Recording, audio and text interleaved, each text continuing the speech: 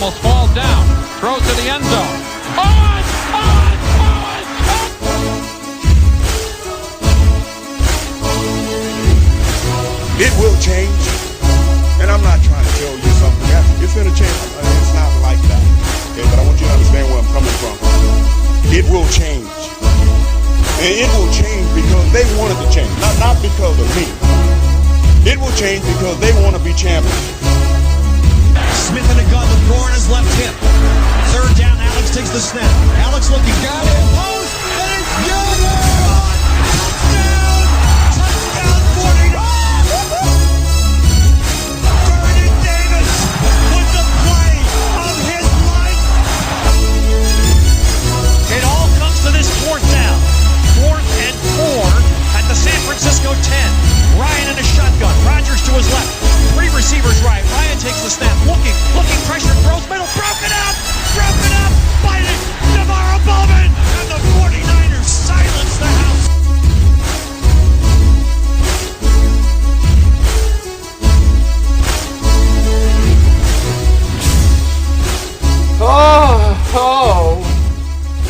Somebody blew their nut in the fucking wrong place. Not real. I don't know what's going to happen here tonight. Not a good loss. Yeah, it wasn't good. But hopefully we could pick you people up out of the gutter and lift your spirits to a higher place. I was talking to my friend Rob earlier, and he reminded me about when I got my vasectomy, and I never went back to get my sperm tested to confirm that they cut the right pipe, you know. So there's a small chance that, you know, I could spread a seed. But we'll get into that and more later. Steve, you want to get into the injuries? What does your vasectomy have to do with this loss?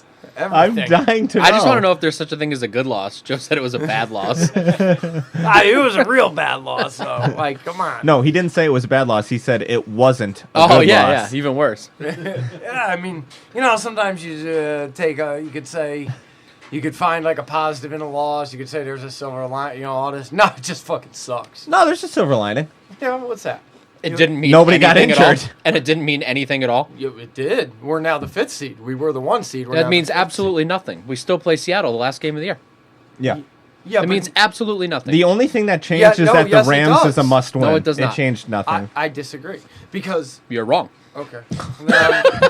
All right. Well, then I'm not gonna. The only thing that I'm loss right. did was it made the Rams game a must-win. Right. That's So- the only Right, thing right, it right. did. Hold on. Let me ask a question here. Let's say the 49ers won that game, Yep. right? And then the 49ers and the Seahawks both won every game until they played each other in Week 17, right? Yep. And then the 49ers lost to the Seahawks. Mm-hmm. What Seahawks happened? wins Seahawks the win. division. Yeah. Okay. They're the number 1 seed. They're the number 1. Okay. So now, you're telling me that if the 49ers go there and they win, the 49ers win the division? As long Yes. as we beat the Rams. Yes. Rams is a must-win I don't understand how that makes sense. because they would have the same record, assuming that Seattle beats Arizona this week, which is no gimme. But whether we lost to the Falcons or we lose to the Seahawks, they have the tiebreaker against us because they beat us once already. They don't have the tiebreaker against us. They have if the we beat them, then tiebreaker. there's no tiebreaker. We're Yeah. even. I don't know. They Then have the tie- tiebreaker goes to common opponent, right? Yes. Which They would have the be- tiebreaker until we play again. Right. And then once we play again, it goes to common opponent. Yep. And the Saints. Well, I don't know the order of all the tiebreakers. But we have the tiebreaker if we beat them. If we beat them, yes, we win the division. Must beat the Rams first. Yeah. The only thing it did was we had to win one of these two. Yes. We had to beat either Atlanta or the Rams. So if we Beating beat Atlanta, Seattle was a given, no matter what. right? If we beat Atlanta, all it meant was we didn't have to beat the Rams. Yeah. Okay. Okay, so news, injuries, updates. We've promoted tight end Daniel Helm to the active roster. These were before the game. Yep. Garrett Selleck was placed on season-ending IR. Highly doubt we ever see him again. Just take a moment out. I think he had a pretty nice career. It's probably Madison's favorite player. it's probably the end of his career. He's the I believe him and Joe Staley are the only 2 players remaining from the Super Bowl roster back in 2012. And I kept thinking about digging into what his injury was. Was there any injury? Was it just his head still? his head and then his back. Oh, something because it was with his back. concussion all that time, right? It was a whole bunch of concussion was stuff. off season, and then something happened with his back. He had a setback in OTAs or training camp or something. But hey, the guy. I think we got him in like the 6th round. He contributed at least 2 to 3 good years of service to where he actually helped the team. Granted, they were in losing seasons, but nevertheless, I think that he deserves it. Just a quick minute here, but then we're moving on. We signed safety Jacob Thieneman. Did I say that right? Yeah, maybe Tianeman. I don't know. Joe? Thurmanson, Joe. Thanks. That's Jacob Theismann. Jacob Theismann That's to the so practice much better. squad. DJ Jones placed on IR. Kentavious Street was activated off IR, and he did play this last week. Yeah. Dante Pettis was active this week, but he played 0 snaps. Fuck him. Kwaski Tart, Julian Taylor, and D Ford did not play this past week, and they did not practice today. They're all day-to-day. Richard Sherman did not play, but he is fully participating in practice. Kwan Williams didn't play, but he is fully participating in practice, so it looks like those two are going to be able to go this week. I didn't mean to double that. Oh, okay, so what's the story? I didn't mean to double the tight end. Oh, okay. Yep. And George Kittle, Nick Bosa, Kyle Juszczyk, and Richard Sherman are all Pro Bowl nominees. Starters. Pro Bowl And starters. then, like, the rest of the team was alternates. 2 things to go with this injury report. Number 1, Richard Sherman says he's definitely playing this week. Yep. Says he practiced today and was full go. He also let out a little tidbit because if you remember his contract had a playing time bonus, and it was 90% playing time, and the reporters were asking him if that is what's they didn't say that's what's making him come back sooner, but they said how do you separate that and do what's best for the team, and he let out a little tidbit that early in the season, John Lynch gave him that bonus so that it wouldn't be a factor at all. Like earlier in the year, I don't know what happened, but Lynch gave him that bonus so that because they probably started thinking through it and went, well, we don't want a guy forcing himself out there just to get a payday if he's not 100%. And so they have already paid him that. And he also got a bonus from making Pro Bowl. He got $1 million bonus and guaranteed his next year's contract. No shit. I didn't know that part. His wife came up with that, he said. He said that they were talking about how the team wanted some long-term stuff, and he wanted some long-term stuff. They couldn't come to meet because they wanted the player that he is. If he was that guy, they wanted him long-term. But he wanted guarantee that he was going to be there long-term. And his wife said, well, how about if you make the Pro Bowl? Then we know you're the guy they want, and then it becomes guaranteed. So as soon as he made the Pro Bowl, next year is guaranteed. Was he married to Drew Rosenhaus? She probably went to Stanford. Yeah. And then... Did you see who signed with Stanford today? Big signing day for college athletes. Emmitt Smith's son, so he must be a fucking rocket Genius. scientist. Yeah. I did, while Richard was talking, he did use the term philanthropy. Ah. And I thought to myself, there's been times in my life where I had to really concentrate to understand that word, so he's pretty smart. And a little tidbit. I can't even say that word. Some breaking injury news. Quan Alexander Oh, yes. says he's coming back this year. Yeah. But did you hear that Kyle Shanahan said it's a long shot? Of course. Yeah. He said that about everything. He's got to say that. I mean... Oh, no, because Quan said that like 3 or 4 days ago. Yeah. And then they asked him Yeah. like yesterday or 2 days ago about Yeah, it. he says he's coming back for the playoffs. I didn't even know that we could bring him back even if he was able to, because he was placed on IR and the window to activate somebody off IR is passed. I don't know the rules on that. Yeah, I guess... I don't know. I don't know how that works either. All right, just They said it's possible. Shanahan said it is possible. It's a pipe dream. real quick, playoff scenarios, we kind of brushed on it, but just to put it in its most simplest term, if the 49ers lose to the Rams, Seattle clinches the division no matter what. Even if Seattle loses to Arizona this week, if we lose to the Rams, the division is Seattle's. Number 2, the 49ers, there's still a possibility that the 49ers could fall all the way down to the 6th seed.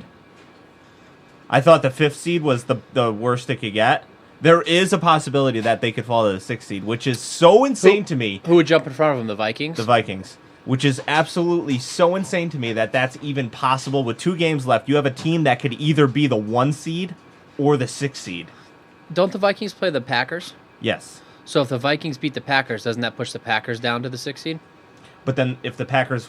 I don't know how I came up with it, but I was messing around with the playoff generator on ESPN, and I was able to make it happen. San Francisco 6th seed. I forget exactly how, but it's possible. So nobody won the prediction game. We all predicted wins, and a win did not come our way. So, offense? Well, hold on. Slow down, twat head. Difficult one to watch, huh? Sloppy. Yeah, it was a tough watch. For sure. Wasn't fun. Wasn't engaging in the least bit. Yeah. Even with a close score, 10-10, I wasn't engaged. I was never felt comfortable. I felt like the loss was imminent. I didn't feel good about it. Didn't feel my dick wasn't hard. Didn't feel like I could run through a wall during this one. There was none of that. Just nobody was in sync. I don't know. What the fuck? Wasn't in sync. It was off. This happens. Every single good team in the league this year now has a bad loss. Okay. Like a really bad loss. How do you feel that there is a chance that I could still get people pregnant? Small, but maybe.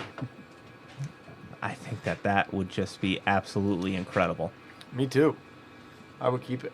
I mean, at that point, you kind of have to keep it because you've taken all of these measures to not have a kid. Yeah. And if it actually happened, it's meant to be. Life finds a way. It's really not all that far off. 0.4% is not that small. 0.4% of what? There's a 0.4% chance when you have a vasectomy that it doesn't take. Okay. 4 out of every 1,000 don't take. That's why they make you test afterwards. Mm-hmm. And if that test shows that it didn't take, then they go and fix it, and then it's 100%. Mm-hmm. Then the next step they do is 100%. Right. But Mr. Laissez-faire, seat of his pants, never went back for the test. Probably had stage fright. Probably. Preparing a batch. No. No. Oh, holy shit. Thank you. I knew I had a story. This is a fucked up one. You know how you guys say to me, wow, we've been doing this podcast for 7 years, and that's how is this story never came up? Well, here's one of them, and I'll be quick about it because I see you're already throwing the encroachment flag. Many, many, many years ago, I hung out with this guy who was like a local AM radio celebrity in my area, and he was a weird dude. And I was friends with his son. He was a closeted gay dude. Yeah. So I was friends with said radio guy's son. That's how I met him. But I became super close with his father for whatever reason, because I'm probably a closeted homosexual as well. So we hung out. It was cool. Whatever. It was all good. So he had this other guy that he hung around with that was definitely the dude that blew him behind closed doors. So one time, this guy propositioned me. He wanted to buy my cum in a bag for $50. He's like, just jerk off in a bag and I'll give you $50.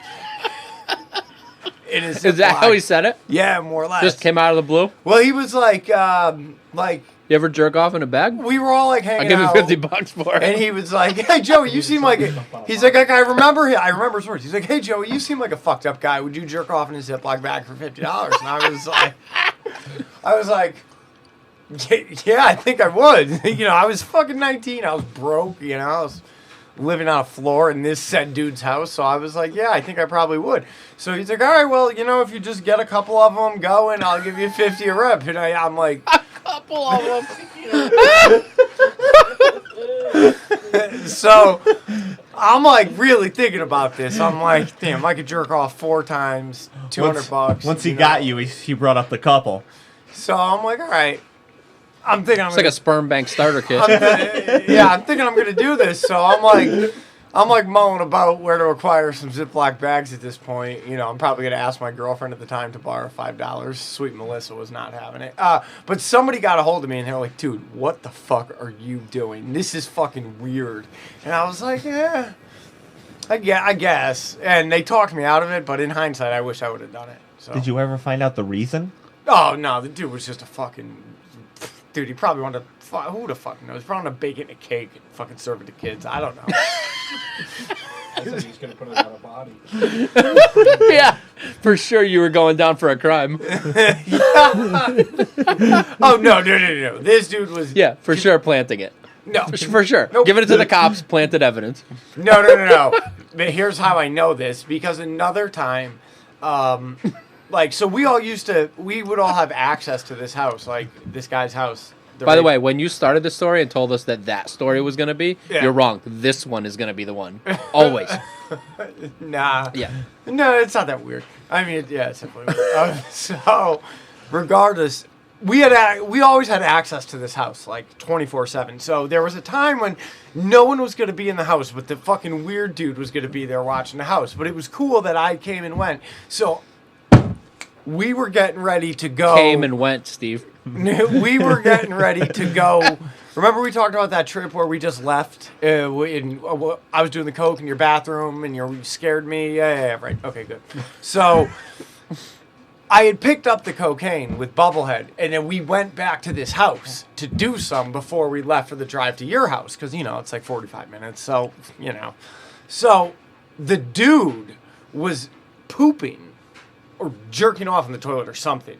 And he, heard us come in and then came to the, foyer, asshole naked. It was like, hey, guys, was just using the bathroom. Let yourselves in. And we're like, fuck. And we, ran up to the third floor, did some coke, and then we were like, dude, just make a run for it. Fucking, if you see him, just go. Fuck it, just go.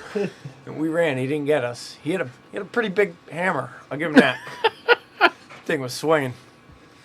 All right. Speaking of offense. I'm trying, Steve. 313 total yards. 193 passing, 120 rushing. We went 4 of 12 on third down, 1 for 1 on fourth down, 2 for 3 in the red zone. We allowed 1 sack, 3 quarterback hits, and 5 tackles for a loss, and committed 2 turnovers.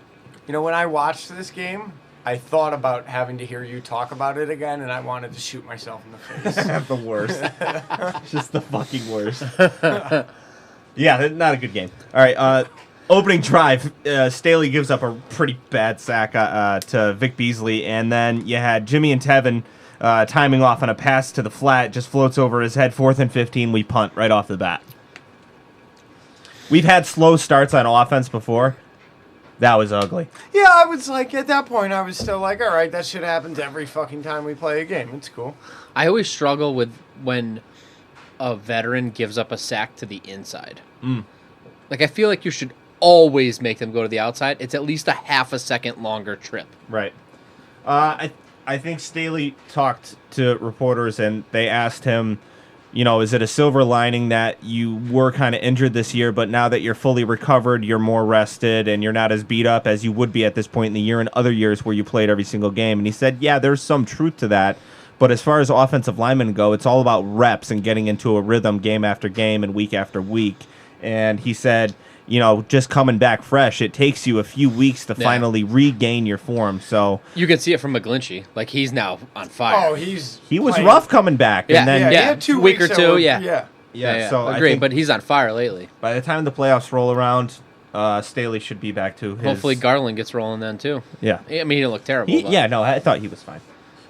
Second drive for the offense, Mostert and Breda alternate some really nice chunk runs. Speaking of Ben Garland, I mean, you could say what you want of Ben Garland. Don't you ever question that dude's effort in my presence, ever. Ever. That dude lays it all out there on every single play. We get into a 4th and 1, and we convert on a pretty easy pass to Kittle in the flat, who was lined up as a fullback. Very clever play design. And we're just outside the red zone. There's a very questionable block in the back penalty on Juice that backs us up to a 2nd and 19. And then slant to Debo was read by the defensive back. It looked like it should have been an interception. Wasn't an interception. But on that specific play, people would say that that's Jimmy throwing one of those Jimmy throws. It really wasn't. That was Jimmy throwing a ball to a receiver that he trusts in Debo Samuel, and Debo coming up a little soft there. That's what that was. there was a low hit on Jimmy's ACL knee. That was a little scary. But they did call roughing the passer, gave us a first down. That was terrible. What, the hit on his knee? No, that it was flagged. The two of them were fucking... That's the NFL. It's Because it's a so- quarterback. Any other Yeah. player on the No. entire team, they don't give a fuck. So Yeah. hard And it's to watch. literally the Aaron Rodgers, Tom Brady rule. I Yeah. hate And they it. can't make it just for them to. They have to know. make it for I everybody. hear you, but that, it's it's total bullshit. It's so from hard to from watch. an overall point of view. Yeah, It's yeah. it's bullshit. Like I agree. I was not like, yeah, cool, the extended drive, everything, but it's like Yeah. you don't want to see it that way. No. You know what I mean? Like, I mean, if they really fucked him up, then awesome. But those two were erroneous, I like the egregious, egregious. I like the lower body protection for the quarterbacks because nobody wants to watch backup quarterback football. It's just bad product. It's just flat out bad. The reason why the league is what the league is because of elite quarterbacks. Yeah, I don't know. I guess it's like if it's from the side, it's much gnarlier. I'm all for Well, protecting it's just, the quarterbacks. the game is so soft. It's so soft. Agreed. I mean, Steve Young would have broke every record in the universe under these rules. Agreed. Oh yeah, Joe as Everything. well. Yeah.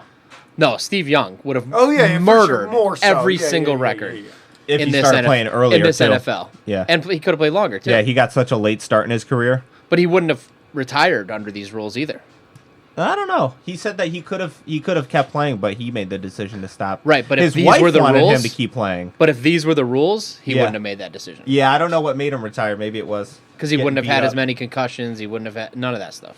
Anyway, roughing the quarterback gave us a fresh set of downs, and that drive ended up being capped off with Mostert getting in for the touchdown and Kittle pancake in the end zone where he just laughs at the guy. So that was great. I saw that when it first happened. Yeah. I saw him laugh. I rewound it and watched it like 6 times. And then they made note of it on the TV, and Curran had sent it to us by then too. That drive was the longest offensive drive in the NFL this season with 21 plays. How long Interesting. time? Any idea? I don't have a time. All I have is the plays. 21 plays. Yeah, that's pretty impressive. I mean, it took a roughing the passer penalty to get down there, but I don't know. I didn't really like it, to be honest. No. It's impressive, but I didn't like it. Like, that's just, I'll take an 85-yard touchdown any day. well, yeah. But I'm out. I don't care about the clock. Agree. Give me the 7. Let's Well, go home. I do like a good 7-minute drive. When Yeah. it's necessary, yeah. Like, first, second quarter, you could pull off a 7-minute drive. Yeah, that's Yeah, I'm sure the nice, yeah. defense likes it too. For but, sure. but like when the Saints go up big on us and we hit a 75-yard touchdown the next drive, I mean, that's got to feel like shit to that offense after Yeah. they drove the whole field. Yep. So, middle of the second quarter, the offense goes 3 and out, and here's the opposite effect. They just went from the longest drive in the NFL, most plays, to going 3 and out and only taking 39 seconds off the clock. Jimmy's pressure in his face forces a low throw to Kendrick Bourne on 3rd and 5 that he can't corral, and that ball was catchable. So you got 2:28 left in the half. Tevin Coleman breaks off a huge 37-yard run. First impression he's made in, about a month? Really nice run by him. And you got back-to-back passes to Kittle that gets us inside the 3-yard line, but we can't get in. Jimmy throws an absolutely terrible pass attempt to Kittle, which could have easily been intercepted had Kittle not turned into a defender and batted the ball down. That was a Jimmy throw. That was a clutch play too. Jimmy Johns. So we go midway through the third. The offense starts moving the ball on the ground again until Grady Jarrett gets by Mike Person untouched and drops Mostert for a 5-yard loss. Then you got the false start by McGlinchey 2 plays later. Ugh. And it just sloppy football. And we're forced to settle for a field goal on that drive after starting off nicely. Sloppy Joe. Sloppy Joe. Approaching the end of the third quarter, Matt Breida fumbles 2 times within 3 plays. One of them luckily rolled out of bounds safely, and the other one did not. Deebo Samuel drops a pass on a 2nd and 6, but Kendrick Bourne is able to convert on a 3rd and 6 catch to move the chains. You got, after the Juszczyk fumble recovery on special teams, Shanahan makes a very concerted effort to get Juszczyk that touchdown that he should have had on the special teams. First run up the gut gets stuffed, and then he finds Juszczyk in the flats for a touchdown catch. On a play that's designed for George Kittle, for sure. Yes. Well, I just love that. Yeah. Like, you got to Forced finish it. this off. Yeah. He should have gotten it on special teams, but he didn't. Forced it. So we're up by 2, and you'll see, I've seen that often with him. Kittle runs, 70 yards. He'll try and get Kittle the touchdown and so on and so forth. So we're up by Oh, that was great. we're up by 2 with 4 minutes left. Raheem Mostert just wills his way to a first down with defenders all over him. That guy is might be a keeper. He's our number one back, Right now, For he has sure. been for the past month. for sure. Yeah. Hands down. So after Mostert does that, Debo springs free for a huge play, 30-yard catch and run down the sideline. And then Kittle fails to get the first down due to an untimely and very rare fumble. He was so Untouched. He was so bummed. He was trying to switch hands, which is the right move. You want the ball to be away from the defenders that are coming to tackle you. He's trying to switch hands, fumbles it, goes out of bounds. He definitely would have gotten the first down, probably a yard more. You ever switch hands? Occasionally. I have in the past. All right. You? To completion? Yeah. Okay. You? Fuck yeah. Okay. So awkward because I'm so shy with my left hand. It's my Down syndrome. Had deal, Kittle you know? converted that first down, Game over. It's not game over. It's game over. But pretty confident that seals the deal. And then Kyle elects to kick a field goal and go up by 5 instead of going for the 4th and 1. Thoughts on that? It was a long one. It wasn't like a half. It was like over one. It was almost It two. wasn't a quarterback sneak one. This is where Robbie Gould's missed extra point comes into play.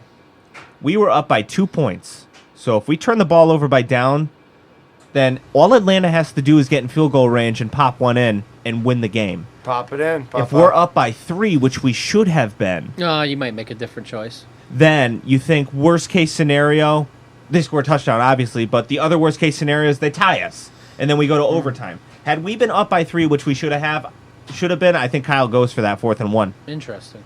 Robbie Gould's extra fucking point. Interesting thought.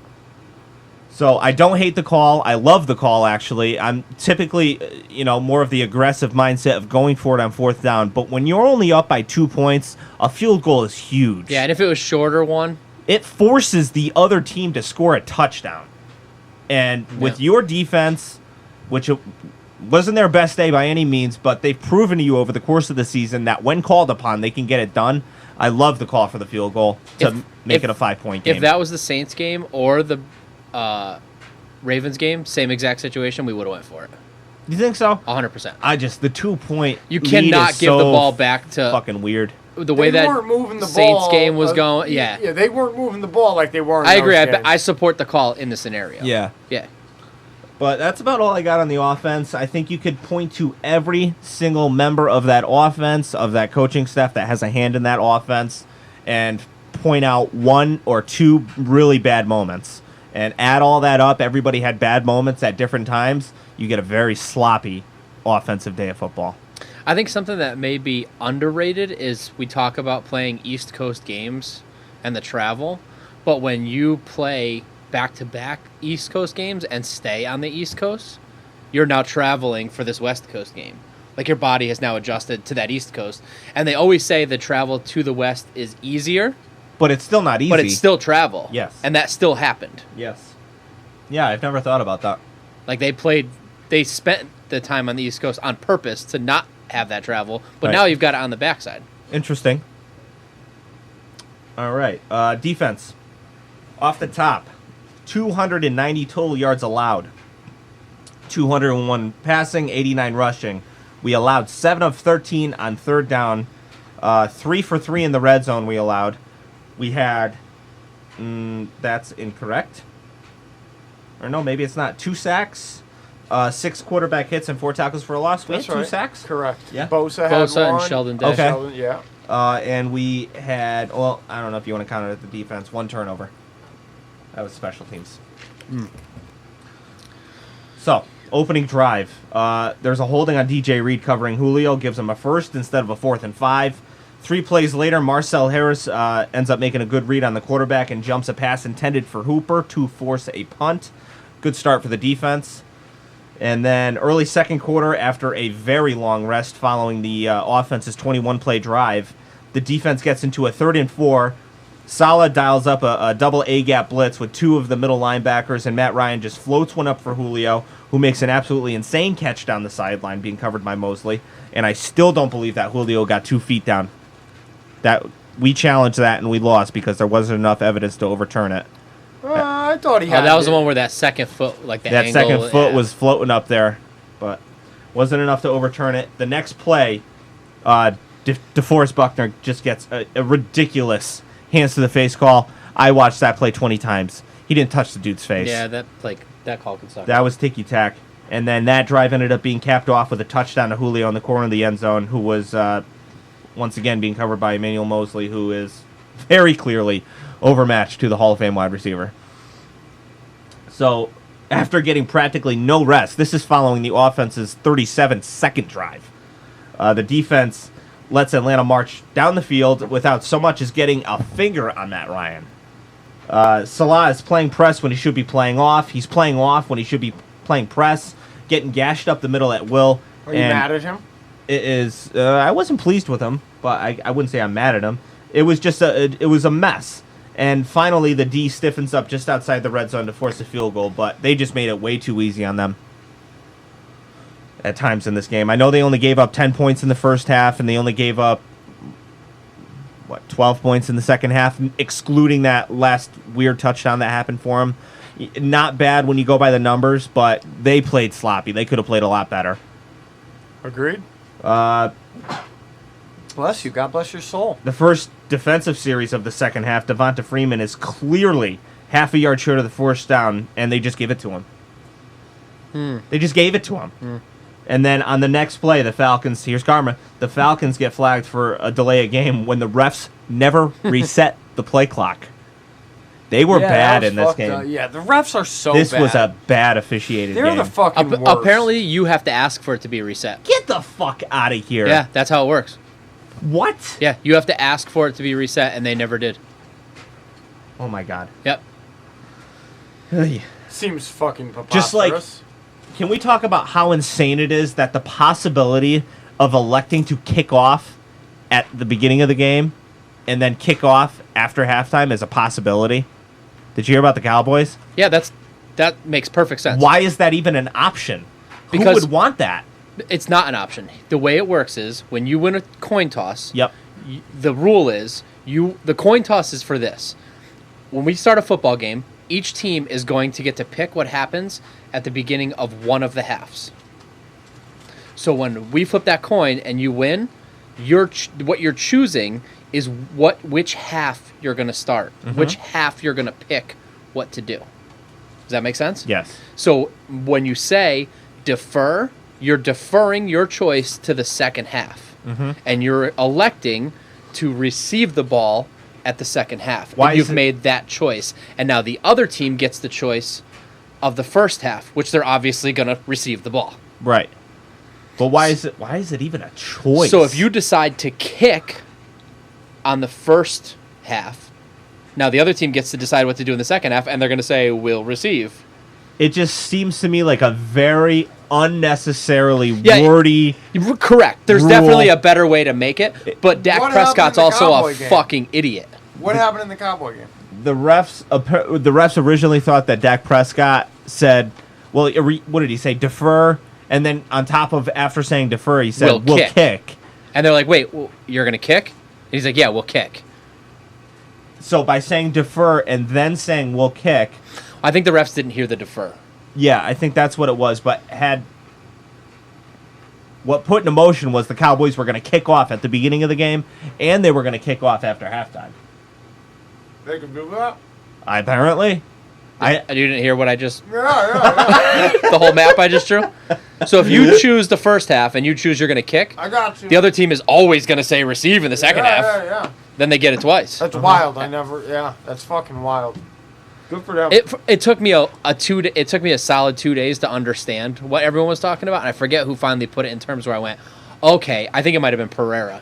Where what the coin toss is choosing is which get it half now. you're Yeah, gonna yeah, pick. yeah. I totally and get it that's now. why I was like, oh, okay, now I understand. I thought the coin toss was who is gonna pick who receives the ball. Like I Right. didn't know. It shouldn't even be an option because let's just say Dak Prescott did want to kick off twice.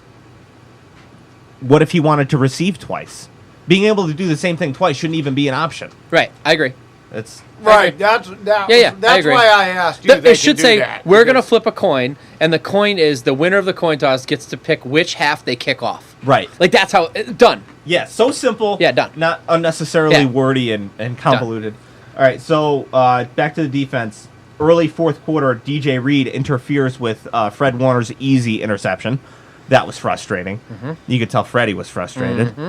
So we're up 9 with about 7 minutes to go in the game. The defense repeatedly gets burned on third down by Julio Jones, running almost wide open. Salah thinks he has this game won, and all he has to do is not give up the big play. But by playing that way, by playing off, he's giving up these 5 to 15-yard chunk plays where the receiver isn't even tested, in the very least. Jimmy Ward commits a PI penalty on Julio in the end zone after a 33-yard bomb attempt. And then Akella Witherspoon, on that same play, Akella Witherspoon is standing near the sideline without a single Falcon anywhere near him. Now, I'm not saying that that's not Akella's assignment. It probably is. But if that's what you have your players doing, then you need to rethink about what you're having your players doing. Because you have a cornerback standing there without a single Falcon anywhere within 15 yards of him, while Julio Jones has single coverage in the end zone. Anyway, they end up punching in the touchdown after getting the ball placed at the 1 yard line after the penalty. We're only up by 2 at this point. Final drive. Marcel Harris misses a huge tackle on Julio. This was insanity. You're talking about the final drive of the game, right? Yep. This was fucking chaos. Very similar to his missed tackle on Jared Cook the week before in New Orleans. That gave up the touchdown. Falcons get all the way to the 27-yard line with still 1 minute and 3 seconds left to play and a timeout in hand. Ugh. I mean, I understand playing off and not giving up the big play, but there's got to be a happy medium there. Like, you got to make them use up some time. Austin Hooper's touchdown catch ruled incomplete, which I'm not going to lie, I was sweating that. I thought they had him reversed. I'm not going to lie to you. I thought Hooper's touchdown was going to stand. I did not think that was going to get ruled incomplete. Right. If that's not a touchdown, the NFL can go fuck. The rules are fucking broken. It's crazy. The whole thing is fucking stupid. It's so fucked. The ball hit the ground, yes. He had full possession of the ball when it hit the ground. 100%. Then it comes off of the ground. He loses possession. At that point, the ball never touches the ground again. That's a fucking touchdown. If that's not how the rule is written, then you broke the rule and you made a stupid fucking rule. It doesn't make... It's like, I don't give a fuck. He never went out of bounds, and the ball never touched the fucking ground after he lost possession of it. How is it not a fucking touchdown? If I would have fucking So then smashed they my give- TV with a fucking hammer if that was us and not called a fucking touchdown. I would have smashed my fucking TV with a hammer. Yep. It's fucking insane. Because then, I mean, I don't know how much time was on the clock then, but then that wiped any chance away of the Niners having any offensive rebuttal, you know what I mean? Mm-hmm. Cockamamie. So that was ruled incomplete, and then comes Is this it for the Niners? Are we done? the... What? That's what I was told. The Julio touchdown. They ran just a fucking great play against our coverage. Hooper was essentially running a legal pick play on his route, and Devonta ends up clearing Fred Warner from the middle of the field on his route. The two guys that were responsible for Julio on that last play were 7 and 13 yards, respectively, away from him when he made that catch, just because of the play that Atlanta ran and the legal pick that they ran. Just everything you want to dial up a perfect play, that was it. Jimmy Ward, who wasn't even responsible for Julio, ends up getting a possible game-winning tackle. He ends up going low, understandably, because Julio's so fucking big. But I'll tell you what, if he went high, even if he doesn't bring Julio down, I think he rattles Julio long enough to where it helps on the way. Brings him back up. Bring him down to the ground before he gets in. But, hey, Julio got the ball almost across the plane. It was clear as day. And when you let a team with a Hall of Fame wide receiver and a perennial Pro Bowl quarterback hang around, this is what's going to happen. They're going to end up making plays. It should have never came to this. The problem I have with that play is that unless that camera is directly on the pylon or parallel to it, that angle gets so weird. Yes. And you know that because if you've sat in the end zone during a field goal, like you're directly behind the uprights. The first time I went to a game and sat in the end zone, I thought to myself, this will be cool. We can see like exactly where the uprights are. Mm-hmm. And we can see exactly if it goes in or out. And you would think like you got the perfect view for it. And that angle just, it fucks you up. But so you can't see the field goal that well, So- even though you're sitting directly behind it? it's impossible. It's worse. But the guy who really makes that play come together is skill.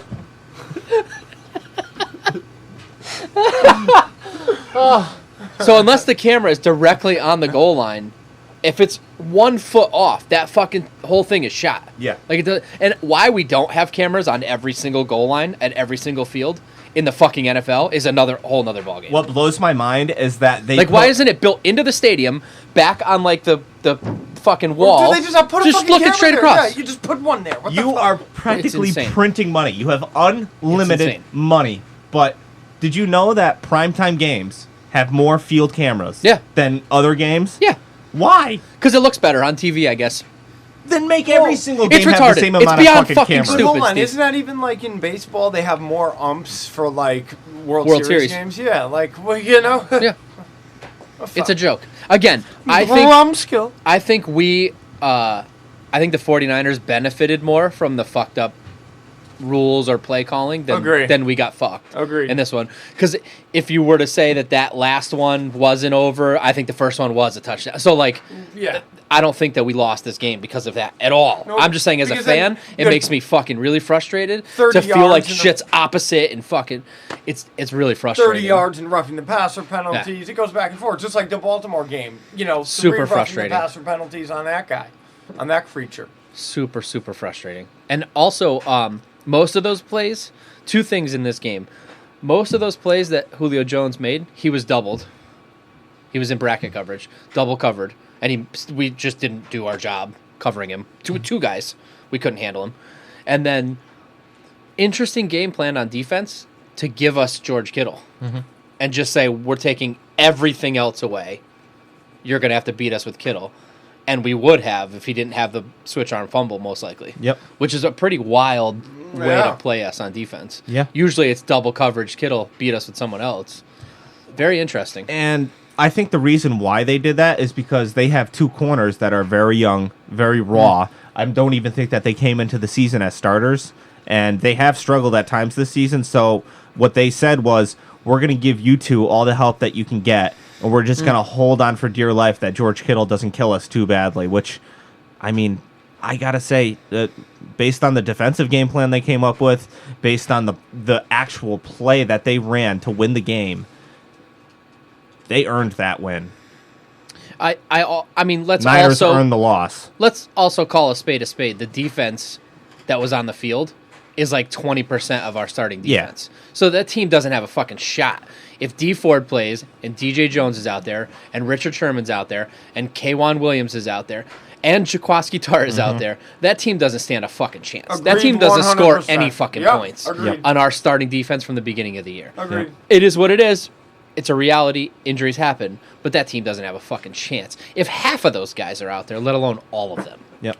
All right, let's do blame game. Okay. Interested to hear yours. I'm blaming Kyle Shanahan.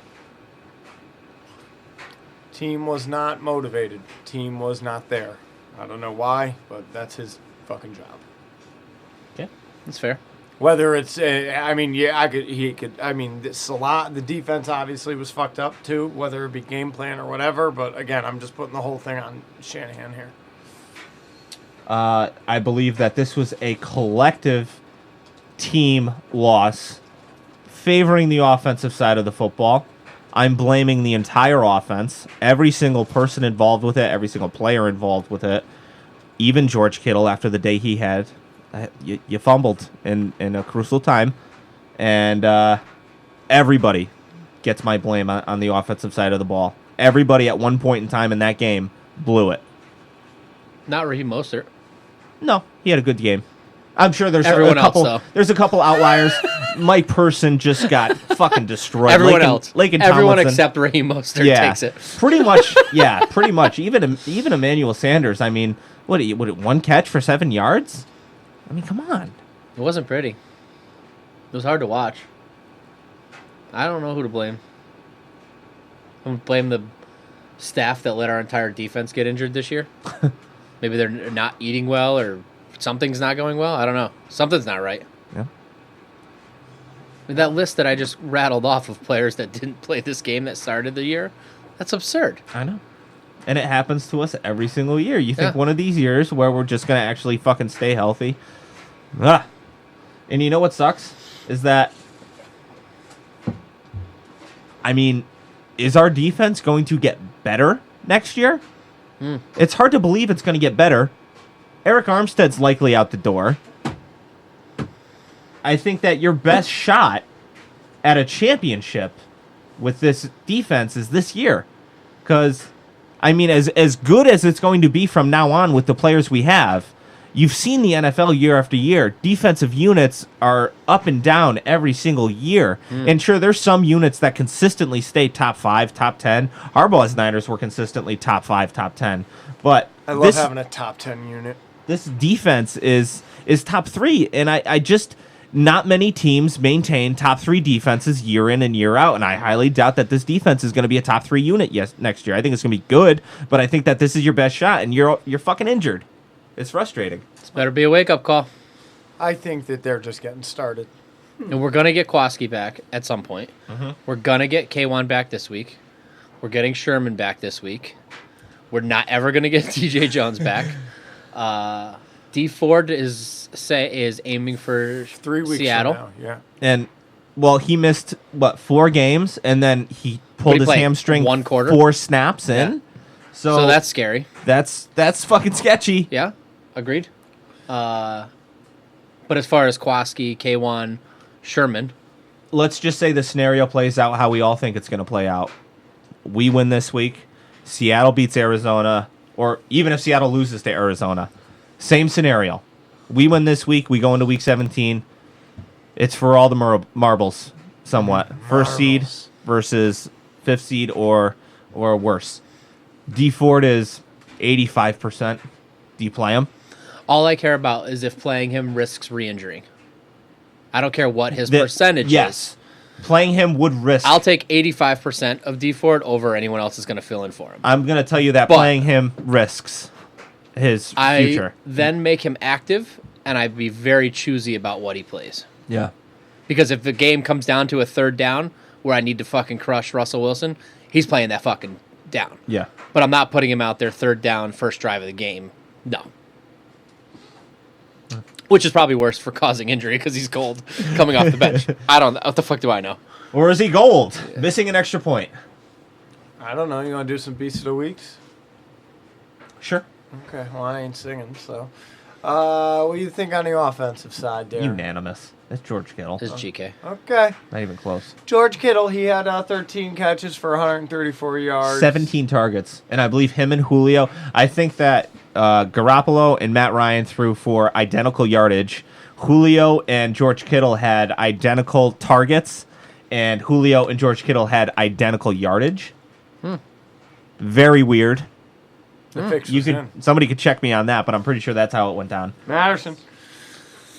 Huh? It's Vegas. Fucking Vegas. How about Garoppolo had 22 completions and 13 of them were Kittle? Yeah. That's absurd. Yeah. I know. Targets were half. He had 34 targets and 17 were Kittle. Yeah. Yep.